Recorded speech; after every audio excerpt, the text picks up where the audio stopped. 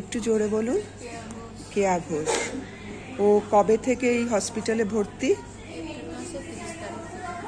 গত এপ্রিল মাসের 30 তারিখ থেকে। আচ্ছা, ওর এখানে ট্রিটমেন্ট তবে থেকে চলছে? আচ্ছা, তো আপনাদের কি এখানে সব ট্রিটমেন্টটাই তো এখানে ফ্রি, তো আপনাদের তো সেরকম কোনো অসুবিধা হচ্ছে না?